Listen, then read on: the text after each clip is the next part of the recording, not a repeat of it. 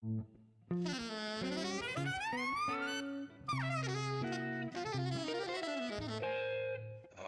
Jazz.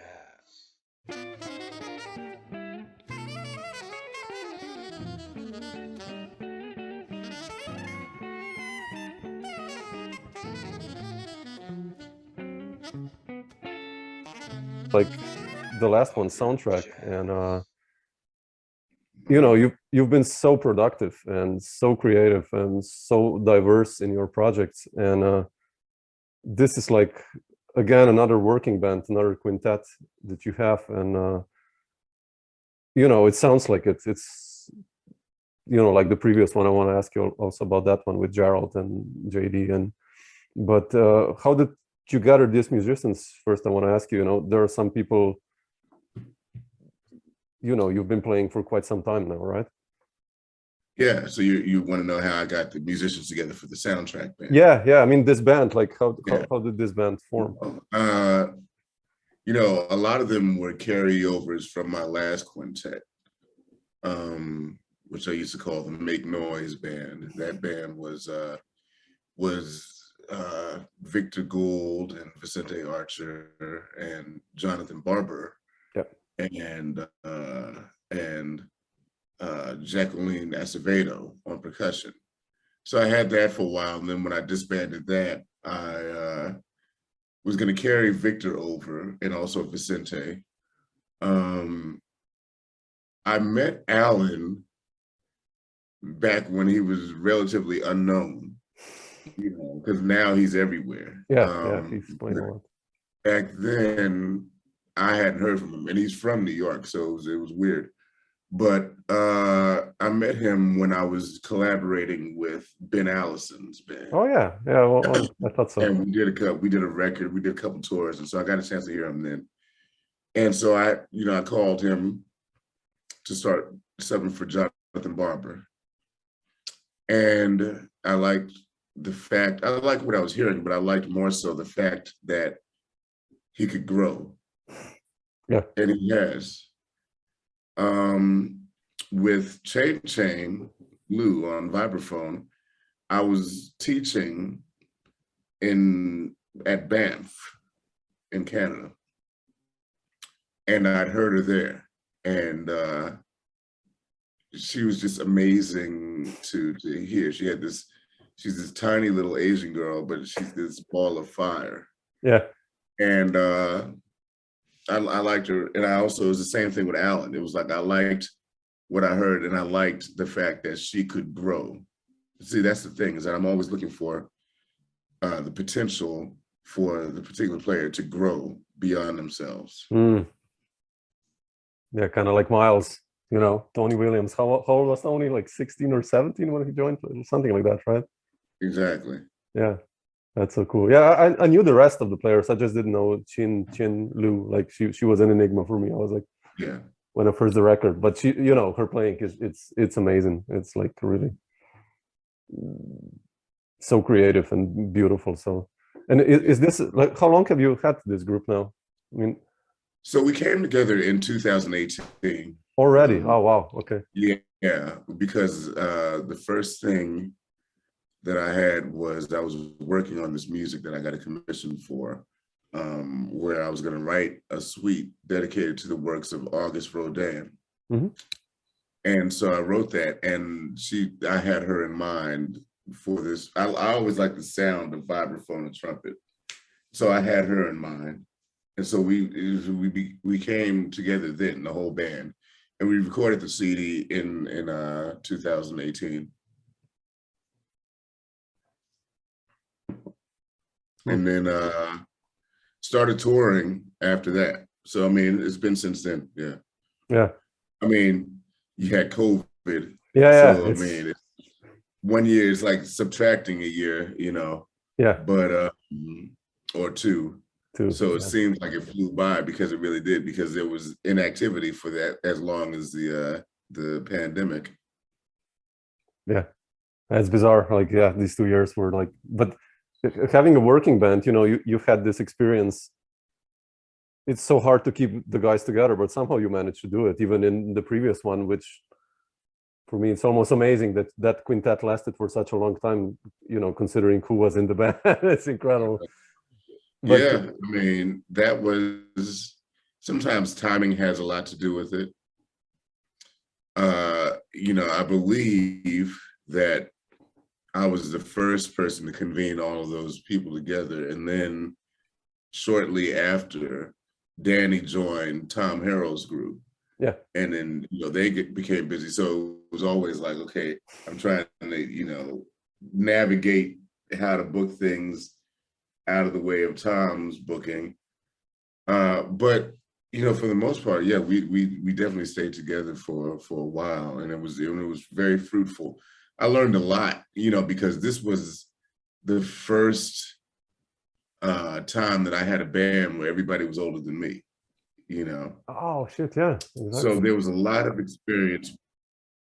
Yeah, Danny's a year older, but you know, people like Dwayne Burno were more seasoned. I moved to the scene way before Danny did, so he was kind of new to the scene. But you know, people like you know, JD Gerald, and Burno, Dwayne Burno, and Gerald Cleaver, you know, they were a lot more seasoned. So I got a chance to learn from them, you know, just about how to really take care of the musicians. Yeah, yeah. It's so many mistakes you make, like when you start becoming a band leader. You know, like, are you comfortable in that role now? Like, if you like, you could step outside of yourself and look at yourself, you know, like being a band leader. I mean, you've been extremely prolific, and yeah, I am comfortable in it, and it's something that, you know, a lot of times I think about things like the fact that just by the coincidence of the instrument that I'm playing, there's not many roles out here for a trumpet player to be a featured sideman. yeah. You know, it's not like saxophone. And it's not like guitar or anything like that. It's like, if you're the trumpet, you're used to being put out there. Yeah. And if you don't want to have a career of just playing in the pits of musicals or doing big band, which there's absolutely nothing wrong with that. And I did that too. But it just depends on what you're looking for. I learned a lot earlier on that I had to really, had to hustle for what my vision was. And I've always been a natural band leader. You know, I had to learn, obviously, you know, tricks of the trade, Sure. But in terms of organization and everything, I've always been a natural band leader. So it's something that I'm very comfortable in, and it's something that I inhabit well. And in turn, it makes me a better sideman. Definitely, yeah. You know, there's a lot of times where I'm a sideman and people still look at me, you know, like I'm the leader, and I don't want to be the leader. Sure. You know, I want to just do what I'm told. That's heavy. Yeah, that's that's a heavy one. You know, if you have people like you in your band, it's like, okay, you know, come on, give me some advice or something, you know. But yeah. But for soundtrack, how did you write? I mean, in general, I wanted to ask you this, like, you know, there's so much beautiful music, like Be the Light and Elegy. The melodies are incredible. I love it. But then, you know, it's swinging. You're picking up the pieces. The first one, it's just like the bass and drum starts, and it's just like woo. And but how did you start writing for this one? Probably knowing the quintet members, but in general, you know, writing a beautiful melody. How does this go with you? Like the process? Well, you said it. There is a bit of knowing what the members are capable of and what will make them shine, and therefore make the music shine a lot better. So a secret is that the song soundtrack was written probably about 20 years ago, because I had another group that never made it out of New York called Creation. Oh, wow. Okay. And this group was a group that I had it was too big for it to be, you take it on the road, you know what I mean? So we just did like Fat Cat and, you know, a couple other places, you know, place called Kava House. Is no longer in New York. Yeah, sure. Yeah. But yeah, we used to. It was me, Myron, and Myron Walden would play alto and bass clarinet. It was a young drummer who's now, mid-30s now. His name is Tommy Crane. Oh, wow, really? Derek Nievergelt's on bass, Mike Marino Mike Marino on guitar, and Warren Wolf on vibes. That was that band. And so I wrote a lot of music for that configuration. And because we weren't going on the road, and I was with a label that was not excited about recording that band, which I was pissed at, I basically just took a lot of the songs that I wrote for that band and put them in different configurations. Oh, okay. So Soundtrack is something that was written for that band creation back in like 2000, 2001. Wow. Okay. But Vicente, me and Vicente we've known each other for a long time. He was like, why don't you, bring some of them songs back from the old? And I was like, maybe. Okay. And then I started to think about it, and I was like, you know what? I could do something like, Soundtrack. And so, I put that in there, and it worked beautifully because a lot of the melody the floatiness of the melody was dependent on vibraphone. And at that point, I had Warren Wolf back 20 years ago. So, I mean, it made sense to have it in a band that featured vibes. A lot of the other songs, man, I have to say, were like,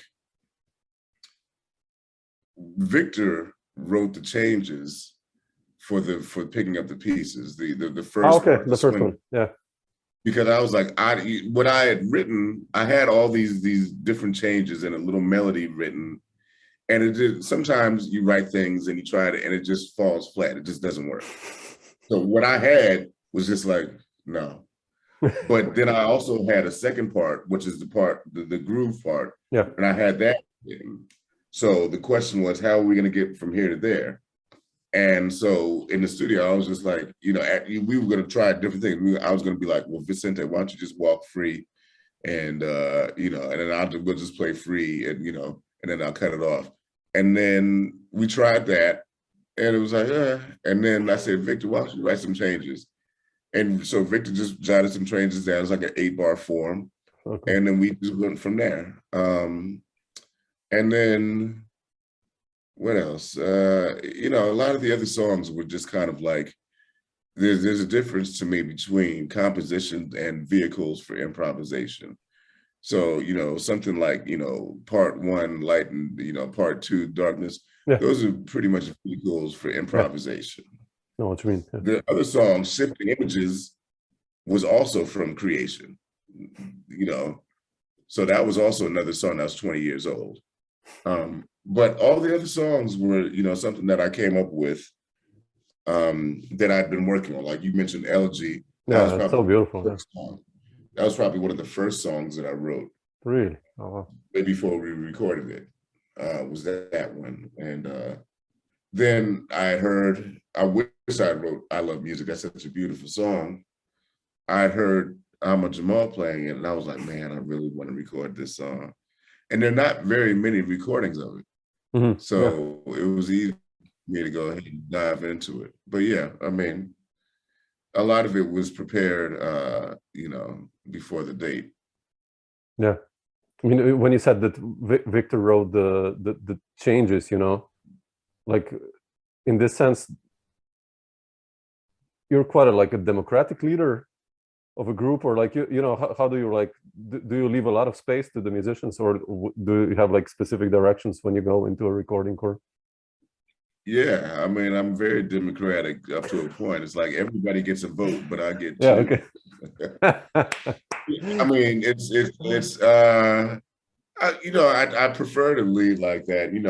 If somebody has an idea, and it makes sense, then we do it. Yeah. You know what I mean? I don't think from an egotistical thing like, no, this is mine, we're gonna do it this way. Unless I'm very sure of how I want to go. Sometimes you get a vision, clear vision that you have, exactly, like you want it to be. The other times you have half a vision and you're like, okay, let's see what could be done within that. Yeah. You see? And so that's how more or less it is, and I let people, go ahead and contribute what they can. Sure. Yeah. You've always been like that, like in the beginning, since Profile or the earlier records, or. Well, Profile, I didn't even really have time to be like that with Profile because that was such a hurried date, and also because Ralph Peterson was very strong-minded anyhow. So Ralph was going to make a situation be what it was going to be. So unless I felt very strongly about something, I just let it flow. Yeah. And that goes along with learning how to lead a session. I mean, on that session, I had a producer. I had David Weiss as a producer. And we got through it. It was cool, and I have no complaints about the session at all.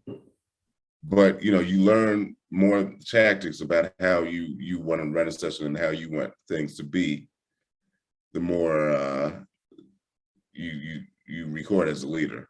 Yeah. And you also learn to not eschew or discard anybody's thoughts about something. Oh yeah, definitely. Vicente is always, he's like, well, why do we do this? Why we got to do this? A lot of times I'll be like, no. Sometimes I'll be like, yeah, Yeah,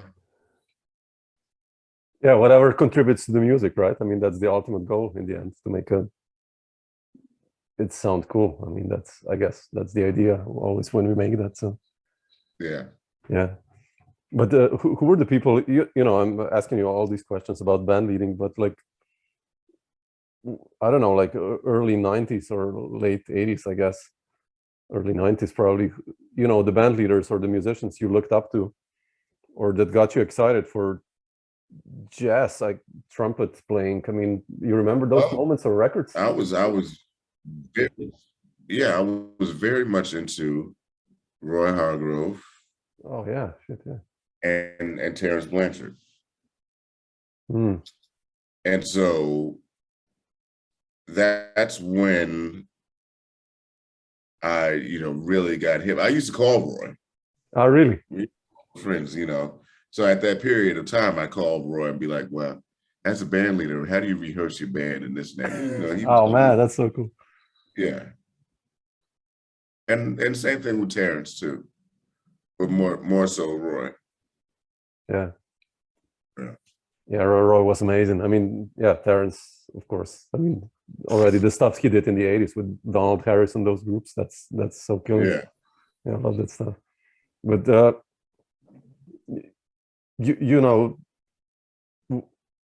I think you went to Berkeley, right? Like mid-90s.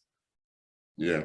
And coming to New York, what was that like? I mean, I always love that question when people come to New York and then there's like this musical jungle out there and so many musicians and trying to getting gigs and stuff like that. How was it like for you, when you came to New York? Well, I mean, when I came to New York, I was always coming back and forth, because my whole family's from New York. So, there would be times that I would, be down there, on breaks from school. And, I would, go stay with my grandmother and, be down at Smalls, sleeping down there,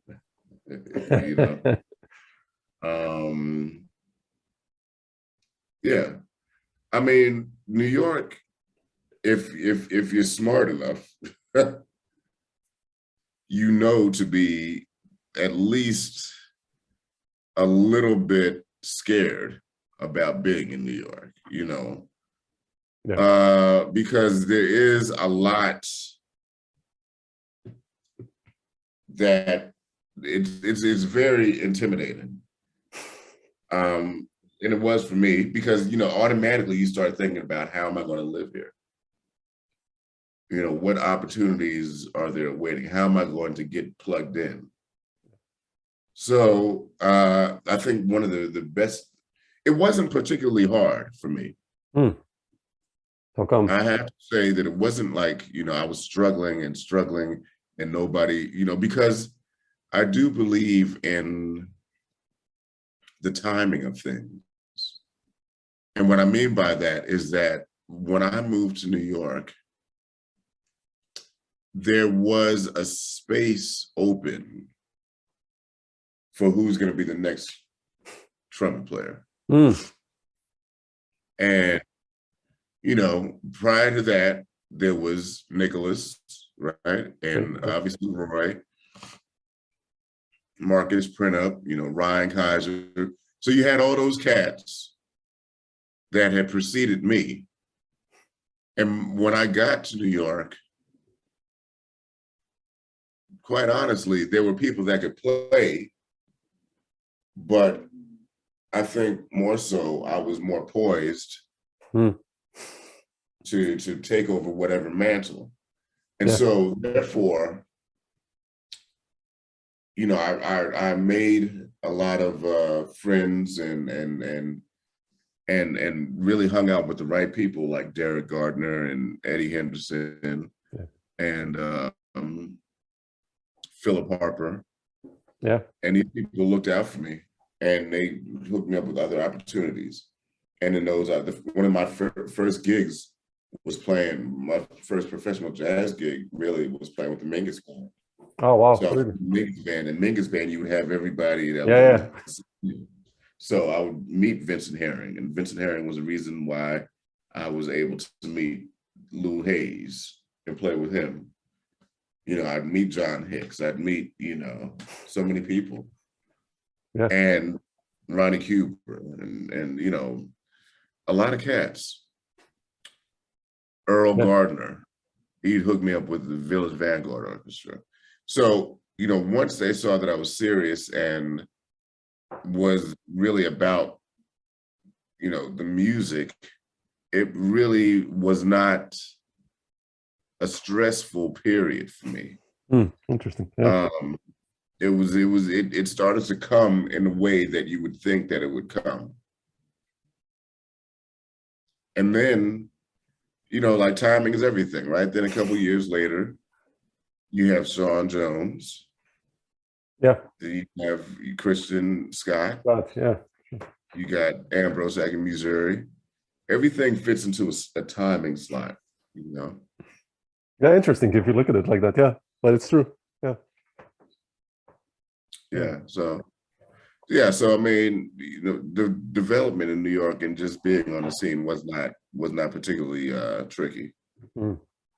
Yeah, but you mentioned Ralph Peterson, and he's in profile, and you're on a couple of his records, like The Art of War. I mean, I listened to that today actually, and you even have your compositions there on it, like Inner Sanctum, I think it is, or but like two on there. Yeah, like how did you hook up with Ralph? I mean, the story of meeting him. I mean, he was one of the most energetic drummers probably around and band leaders. But what's the story with Ralph? Ralph and I met. Ralph used to have a student named Pete Van Ostrand, who's a great drummer. And Pete Van Ostrand and us, we used to play together all the time at the jam sessions. And Pete was a little bit younger than me, and he was getting his degree over at Rutgers University, where Ralph was teaching. He was studying with Ralph. And so he used to tell Ralph about me. And at that time, Ralph was putting together a band. And I did Peter's senior recital. And Ralph was, of course, one of the teachers there. So he's looking at the recital and he heard me there. And the rest is, he invited me to join his band with Jimmy Green. And Jimmy Green and I go way back to college too. Oh, really? And at a certain point, me and Jimmy were like, kind of like the front line, so it wasn't just Ralph's band that we worked in, it was also Louis Nash's band. Oh, really? I didn't know that. Wow, okay. Yeah, well, because Louis didn't really record that much with that band.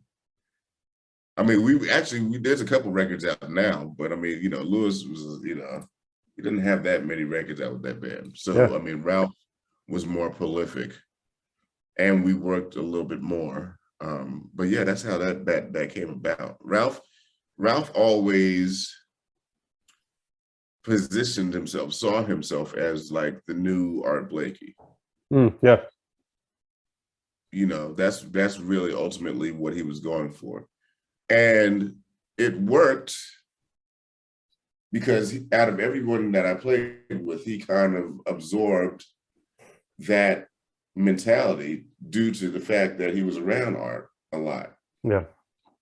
But it just wasn't the timing, which was sad. In both cases, same thing with Nash. Yeah. But maybe even more with Ralph, actually, right? There was only this business is a rough one to be a part of, because you could have, but you can have all the ingredients. You can have all the ingredients, and still nobody wants to mess with you. Yeah. So before I got with Louis Nash, the band, he had a band with Jimmy, Regina Carter, Steve Nelson, Steve Kroon, Mulgrew Miller, and Peter Washington. Now, that band should have been working every exactly, man. Wow. But Mulgrew, man. Yeah, but he didn't get that many gigs because they were like, well, they say something stupid like, well, it's a drummer-led band. Really? That's the best you can come up with? And so Ralph suffered with that too. So so when Regina left Lewis's band, that's when I came in. So you were still in the band when Mulgrew was playing also in it, or? Yeah, Mulgrew was playing for a while, and then he left, and then that's when Rini Vosnes did it. Wow, how was Mulgrew like? He was a monster, right? Well, I mean that goes without saying, but Mulgrew was beautiful, man. Mulgrew was really, really beautiful, humble, soft-spoken, very supportive. You know. Yeah, I love he's playing so much. I mean, there's just this, I think this year or last year, a duo record with Roy. Have you heard that one? Came out? Mulgrew and Roy Hargrove. It's amazing. It's just like, man, like a double album, like live from 2006, I think, or something like that. But it's just the playing, man. It's just like amazing. Yeah, that's so cool. You got to play with these guys. Yeah, you know, that's, you know, one prior generation, I think, because like the generation before you, like, you know, I talked to so many people. You know,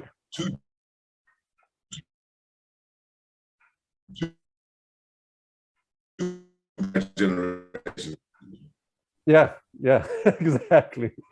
But you know, all these guys had like, you know, I talked to Ralph Moore, for instance, or you know, all these guys had a chance to play with Art, or you know, had the chance to play with Freddie, and basically, you know, you did this apprenticeship kind of thing, and then it's kind of a gap where I see it with, especially my generation, maybe, or starting with, well, with our generation, we were kind of the same age, but you know, those guys, the chances were almost lost, but you still kind of caught the train with Ralph, and which is not. I mean, I caught the Louis Hayes, you know, come on, he's, you know, one of the greats, and you know, Vincent also, but that's, you know, those guys got the chance to play, you know, with Freddie Hubbard and Art Blakey. That's like the makers. So that was gone. That's gone now almost, you know. Yeah. But yeah, but speaking of Vincent, you know, you mentioned him, that you met him through Mingus Big Band, and you know, I love that group where he had, you know, EJ on drums and Danny, and it's such a burning band. And you know, how was it? How did you enter in Vincent's group? Like, was this also like a working band? Like, did you meet? I mean, you met through the Mingus Big Band, but it wasn't a working band. It was. Oh no, okay. So Vincent, well, I shouldn't say that. Vincent he used to run a jam session at a place called Up Over in Brooklyn. Okay. Yeah. And a lot of times, because EJ and Danny, they all lived in Brooklyn near Vincent. He would have them play the jam session. I always lived way uptown, so I was never in Brooklyn. So, you know, it would have to be a special event for me to come to Brooklyn. Sure. But he would add me to the record, you know, for like a couple songs. Yeah. So was it a working band? Like, were they touring every place? No. But they were a working band as for his jam session every week, yeah.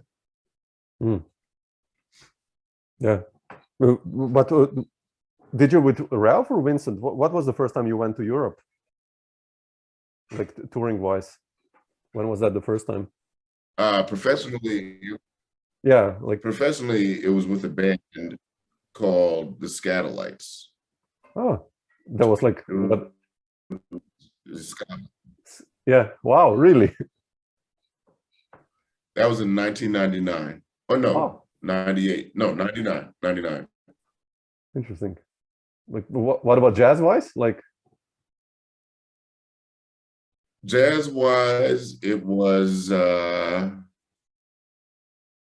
probably later on that year, 99, maybe with the Mingus band. okay. Yeah, around there, or maybe 2000 even. Yeah. Yeah. I was playing with Lonnie Plaxico's band a lot. Yeah, no, I have that record. What is Melange, right? I love that Yeah. record with George Colligan. I think it's Uh-huh. yeah, that's a beautiful one. We did a couple European tours. There used to be this tour package called Rising Star Tours. Oh wow. Didn't know that. And what it would be was they would take artists who are gaining visibility, and the guy that booked it, his name was Burkhard Hopper. He lived in Austria. He would book these like 2-3 week tours where you're driving around from every city to every city. And so I did a couple of those, and then I did the last one, which was mine, and that was the last tour of them all. But I mean, everybody had done one at some point. You know, Diana Krall did one when she was just starting. You know, Eric Reed, Eric Alexander, everybody did. Like me and Miguel Zenon were like the last 2 tours. But I started touring with, I started to tour with Lonnie, and we would do like the Rising Star tour, and I believe that was like 2000. Wow, okay. Or 2001. And then we went to Japan. I would do some stuff with Ralph too. Louis Hayes. I think probably Louis might have been the first, maybe. I can't even, truth be told, I don't remember the first jazz tour that I did. In Europe, yeah. I can't remember that off the top of my head. Yeah, sure. Well, Yeah. what about you as a band leader? Which group did you first come to Europe with? So when I first started coming out there and under my own name, I never brought my own band. Oh, okay. I was brought out there by, you're Italian, so there was a guy named Eugenio Rube Okay. from Alexanderplatz, and he wanted to bring me out there and play at Alexanderplatz. Yeah, sure. With an Italian section. And so I would play with Luca Manuzza, and I would play with Nicola Marasu. Oh yeah, sure. Yeah, and I know Nicola. Nicola and Luca. So that was my quartet for a couple trips to Italy. And that was probably around, I'd say 2004. Okay. That's early. And then, like 2003, 2004. And then we'd start doing like little tours with that band. So we go to Milan, or we go to, San Benedetto del Tronto. We do this tour. And then I said to Eugenio, I want to bring my own band out there. And so then that was in 2005. And at that point, I had a band. I had a record called Identity, which was kind of like jazz. Yeah. And so Frank Locrasto was in my band on keyboards. and Gavin Fallow was on the bass, and Dana Hawkins was on drums in my working band. And so that was the band that I would bring over, and we would do like Villa Montana and those kind of festivals. Yeah. And then it started, when I started to really meet the organizers, then I started keeping in touch with them. And then eventually I started being able to come over regularly. Yeah. Did you find it hard in the beginning? You know, I remember now, if I look at it back now, the mistakes I did in some of the first tours I made as a leader, you know, like not knowing how these things work. Like, what was your experience first like?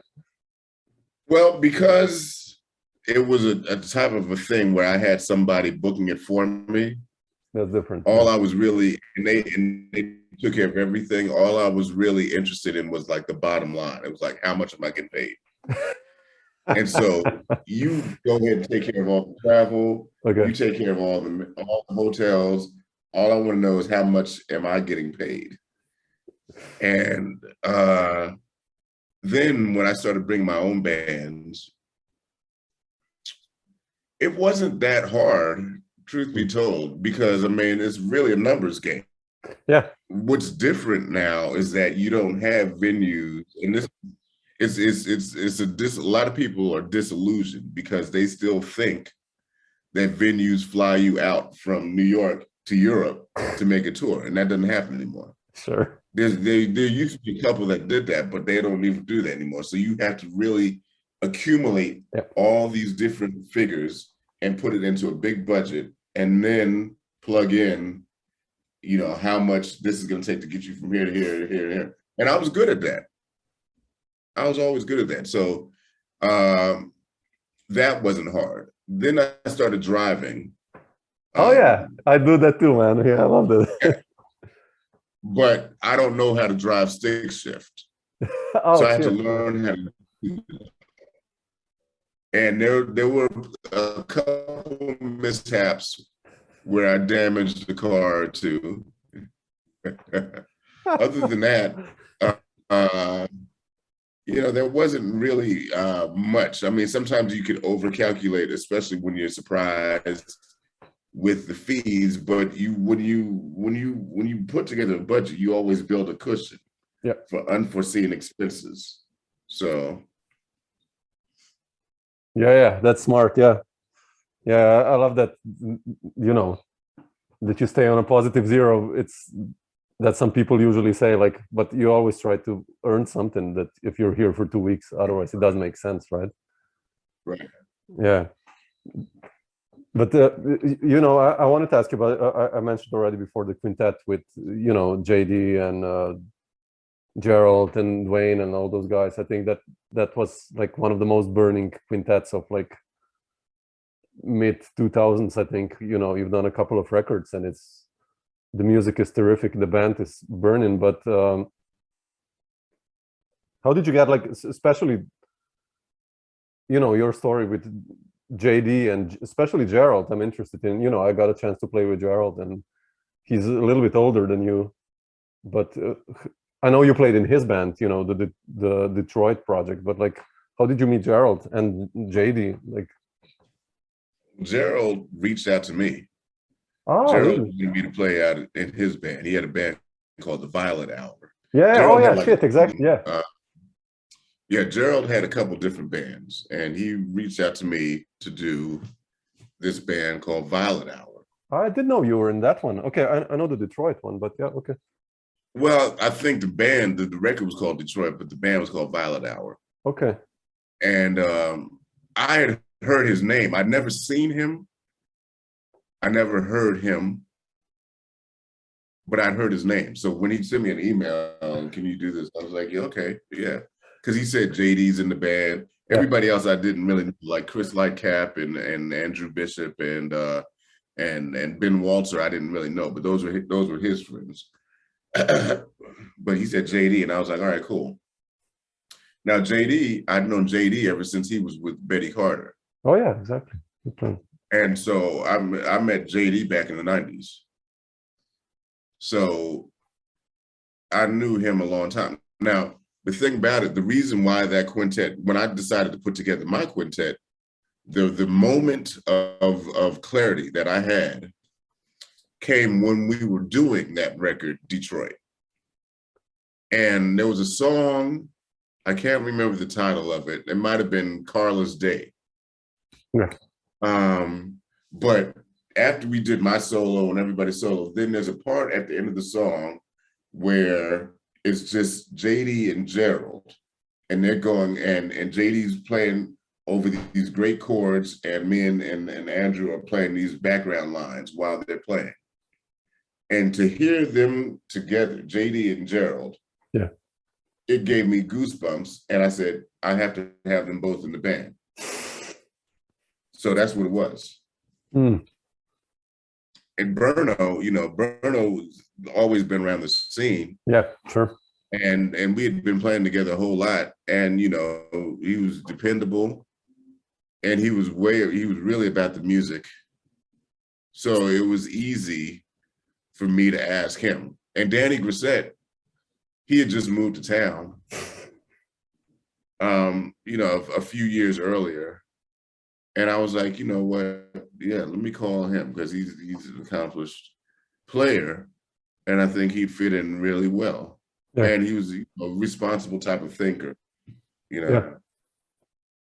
Yeah, it's such a burning group, that one. You know, you guys done so many records.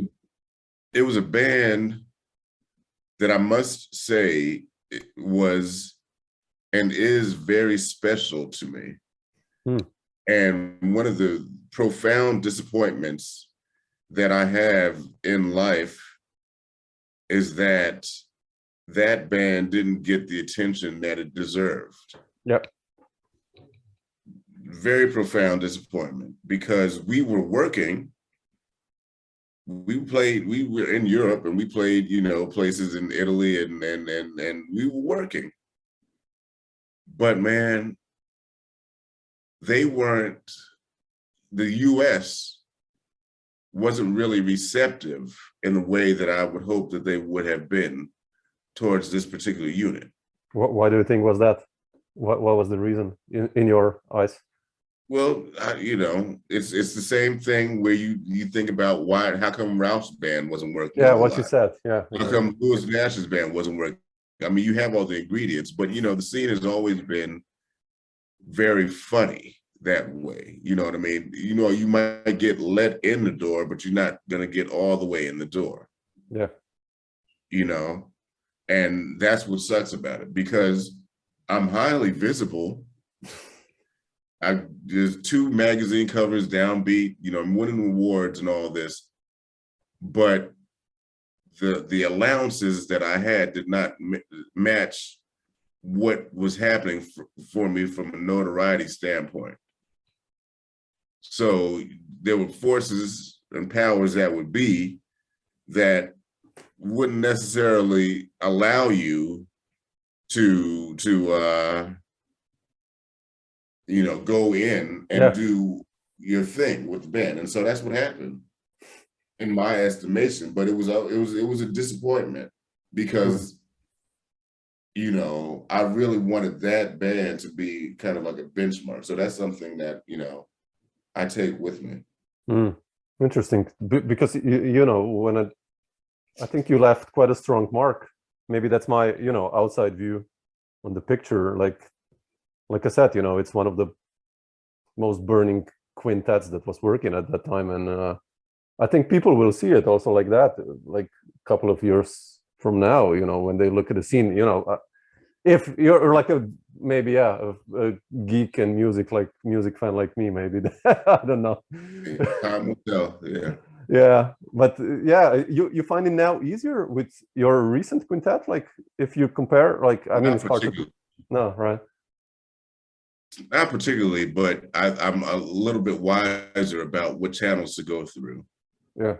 You know what I mean? I mean, there are still places in this country where, and also in Europe, where, because a lot of times you get booking promoters who really think that they're very, very hip. And, you know, whatever, you know, type of music that I'm presenting, if it's not something that is hip hop, you know, or R&B based, then I don't stand a chance. I mean, that's really what it is. And they try to pride themselves on that. And it's unhealthy because it's not even, I mean, they're not even basing it off of what the audience might like. Sure. And in general, if you give any audience a chance, they'll always be surprised at the reaction of the audience, because it's not bad music. It's just that I'm not playing hip hop, and there's nothing wrong with that. You know what I mean? I'll leave it to the people that do it best. Yeah. So you have your Robert Gaspers and your Terrace Martins. You certainly don't need me up there trying to do, you know, that's not me. Keon Harold, yes. You know, those cats, yes. But, you know, a lot of times you have these people that are booking things that try to look at you and try to mark you as being antiquated because you're swinging, you know, and what I find is that there's an audience for it, because every place I play is packed. Oh, sure. You know what I mean? So I have to literally keep fighting. So, I mean, when you ask if it's easier, it's not. It's just the same fight. It's just that now, you know, with the quintet was, you know, 15 years ago. I'm that much wiser now in 15 years to where I know which channels that I can go through. And sometimes I try to get newer, you know, acquisitions along the way, but it's hard because now you're competing, which you've always been competing. That's not the case. It's that you're also competing not only with, you know, the more popular names that are out there, but you're also competing and having to deal with promoters who think that they know better than you. Oh yeah, sure.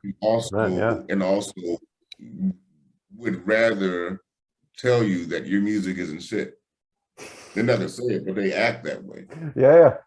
I mean, you have a manager, or you book your own tours now? You book your own. My own tour.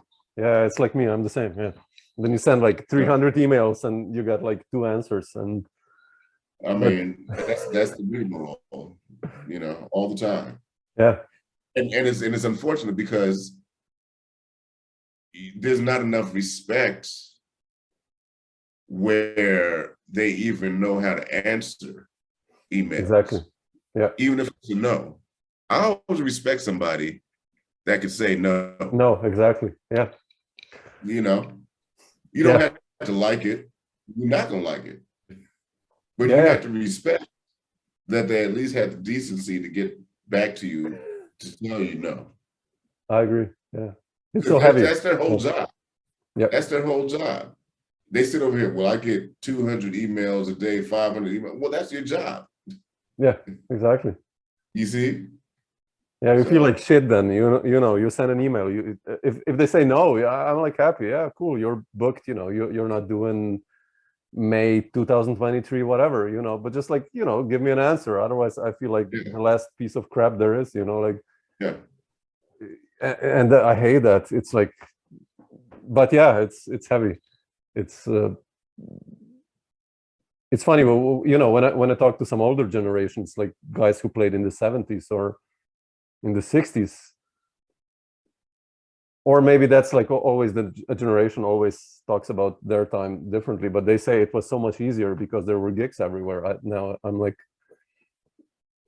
you know, now it's like so heavy. It's like you said, so much competition out there for those, you know, 30 German clubs that are left there, or jazz clubs, or, you know, like, or whatever. So yeah. Anyway, but Jeremy, I not to go into too much darkness, but I wanted to ask, you know, we mentioned so many drummers, and I wanted to ask you about Louis Hayes also. You know, him being one of the greats, probably most underrated greats, I would say, of jazz drumming. And you know, how was your experience with him? I mean, you know, he's still amazingly active, actually, and at the age of 85 years old. Yeah. 85. He still can outplay just about any drummer out there. And it has nothing to do with chops. Yeah, they're going to be there. You know, I'm not going to say he can outplay some 20-year-old coming out of church that's got all these chops. He's not, that's not, you know. Sure. But what I'm saying is the things that are important in terms of the music and in terms of support are very much still intact. That he's got one of the strongest ride patterns ever. So yeah, that's what, you know, my experience with him has always been great. We're friends, man. We've been for over 20 years. And he's always looked at it as a family. That's how we always, you know, describes things. Yeah. That's a beautiful, yeah. You know, you got a chance to, you know, to work with him, and it's like I hope more people will find out about him. You know, like jazz musicians know. It's like Charlie Persip or someone like that. You know, like musicians, but yeah, he's incredibly active. I have a radio show here on national radio, and I presented his last album, and it's burning. It's like, man, the tunes, the band, it's just, and he's playing, like you said, you know, it's just like it's what jazz is all about, you know. So incredible. Yeah. One last question, Jeremy, just like not to take too much of your time. You know, you got a chance to work with also one of the greats, with Wayne Shorter, and how did that cooperation happen? You know, it's quite early in your career actually that one happened, but well, you know, so in complete transparency, I listed him because it's true on my CV. Yeah. But that was a situation that was already, that record called Alegria, yeah, that had been recorded a few years before I moved to New York, maybe a year or two. Oh, really? But they were still doing more things and adding more things. So the producer, whose name is Robert Sadin, got in touch with me. I was new in town. And he was looking for a trumpet player. Todd Barkin gave him my name, and I went over to his house. And Robert is just like completely crazy. Yeah. But he was, you know, he wanted me to record some things. And so I did. And then he called Wayne up and told him about me. And then I spoke to Wayne. And that was about the only contact that I had, because then we were in a studio.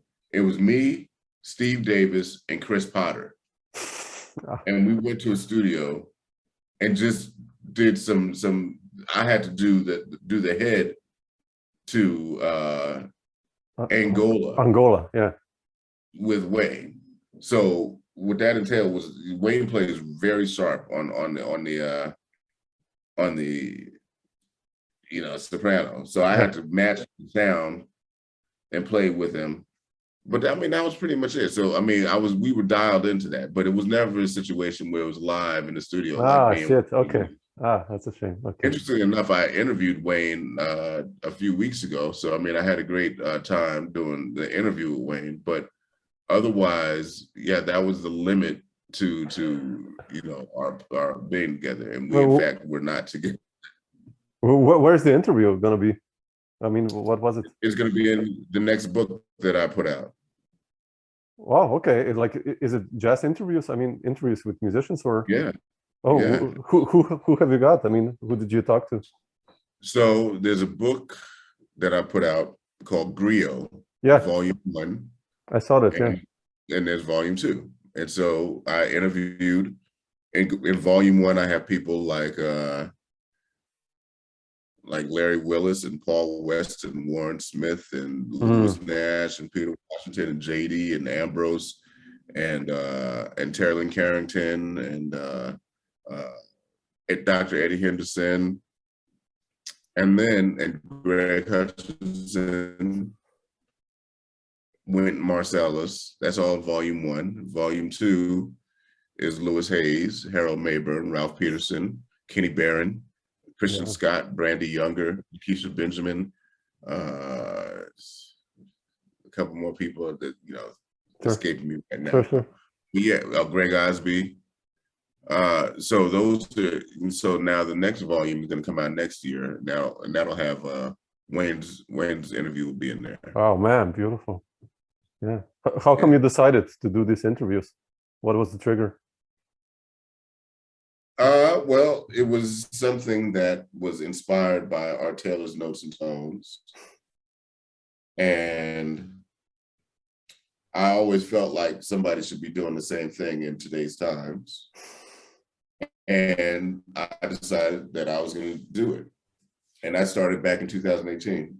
Already, okay. Going to everybody's house and interviewing. That's okay. And then when COVID hit, it was like, okay, well, how am I going to put, what am I going to do in this time of inactivity? And so I decided to just self-publish it. Yeah, man. Yeah, that's exactly the reason why I'm doing these interviews, just like, someone should do it. And you guys done so much, including you, like incredible amount of music already by now. And I think the information should be spread. Like even if it's one channel, it's going out. So that's important. So yeah. Cool. Absolutely. You can go to my website and get it at jeremypelt.net. I set up a whole online store for it. So man, it's a project. It's one that keeps on, That's fantastic, man. That's fantastic. Really cool. Great, man. I won't take more of your time. So, thanks so much for sharing some of these thoughts. I really appreciate it. So no problem, man.